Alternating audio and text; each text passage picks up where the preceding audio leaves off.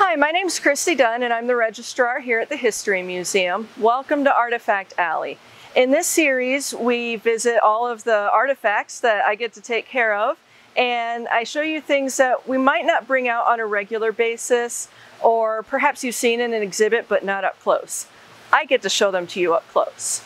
So today what we're doing is taking a look at items that we have loaned out to other institutions. The History Museum is known as a research museum. We are open to research for photos, documents, and 3D artifacts.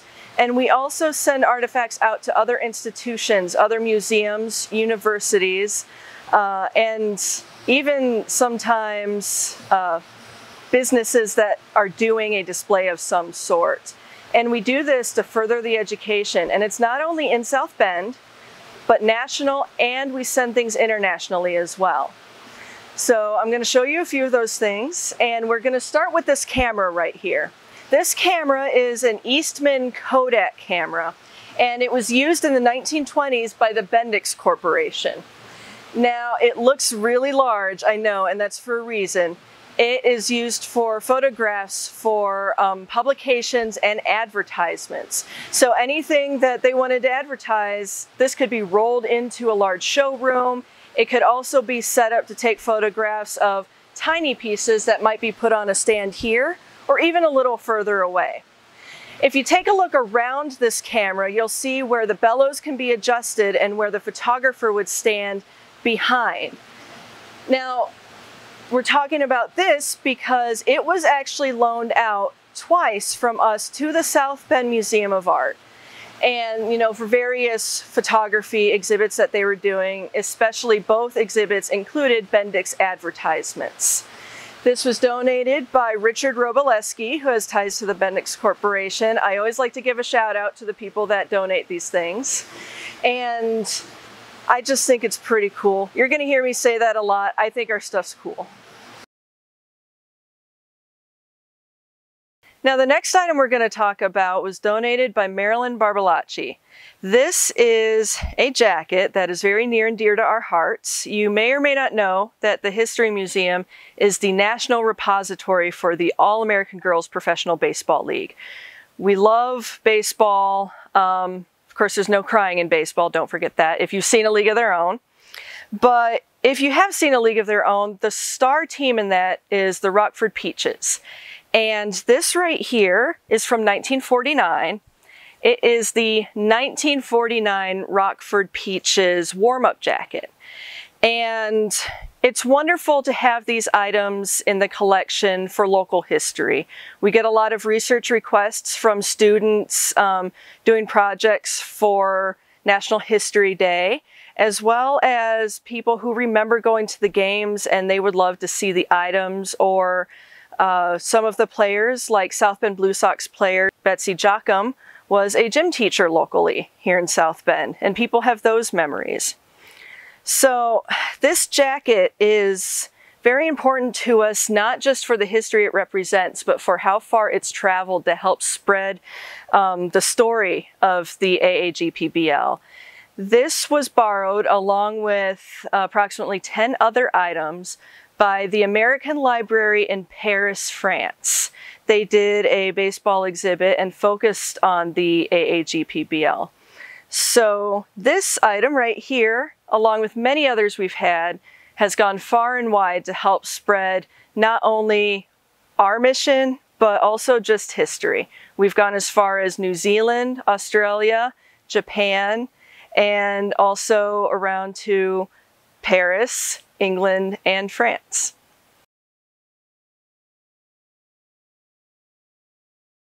Now, you guys might be sick of me talking about the All-American Girls Professional Baseball League, but I just can't get enough of them.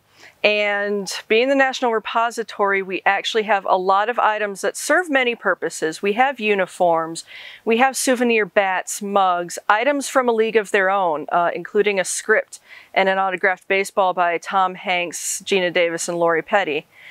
And we use these for a lot of different reasons. But loans are a huge part of it because people, they want to talk about women's rights or just women overcoming adversity, and heck, who doesn't love a good sports story? So one of the items we have, this is a softball from the South Bend Blue Sox. For those of you who don't know, the All-American Girls Professional Baseball League used to be All-American Girls Professional Softball. They changed that about, I believe it was the second year that they were incorporated. We consistently have AAGPBL items going across the United States. This ball right here is a good representation of that. It has been at the California Museum in Sacramento. It is about to go down to the Indiana Children's Museum in Indianapolis. It has been in Milwaukee, Wisconsin, gone down to Texas, been in Florida, Nevada, as well as several other states. So one little ball can tell a whole lot of history.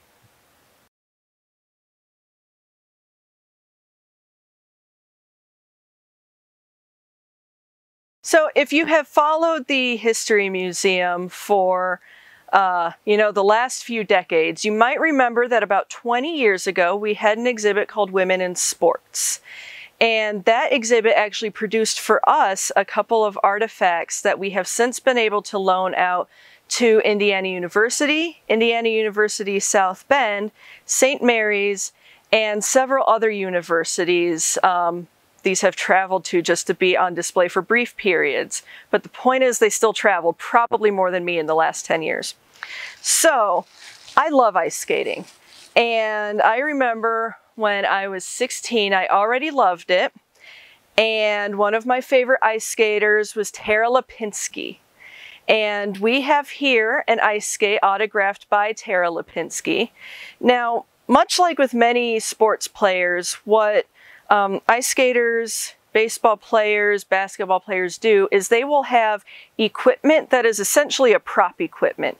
They're pieces for them to autograph, to give to places or people. So Tara signed an ice skate for us that we have in our collection. And another ice skater who I have admired for even longer than Tara Lipinski, mainly because of her name, is Kristi Yamaguchi. And sorry to all the other Kristis out there, but she spells it the right way. Anyhow, she was one of my favorites growing up, and admittedly started because of the same name when I was young.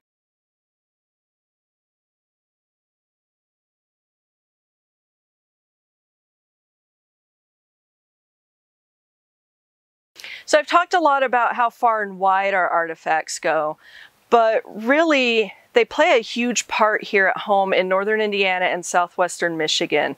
We probably have the majority of our loans within this region alone. And one of our major borrowers is the Elkhart County Historical Society. We sent them several years ago this sword. It is a sword for the Knights of Pythias, which is a fraternal order. It was donated by Nancy Harder, whose grandfather, Maurice Harder, had this, and it's very decorative. His name is on the blade, which you will get a chance to see in a second. And it's one of those items that has a lot of local provenance for the family, for the order, but then also national provenance with regards to just what did the order mean. And to have local institutions such as the Elkhart County Historical Society borrow something like this to show the public means a lot to us. The Knights of Pythias were the first fraternal organization chartered by the United States Congress on February 19, 1864 by Justice H. Rathbone.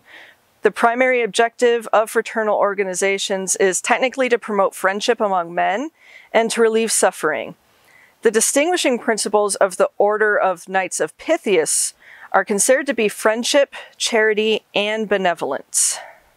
First of all, before I get to our final item, I do want to say a huge thank you to all of the institutions far and wide that come to us to borrow items.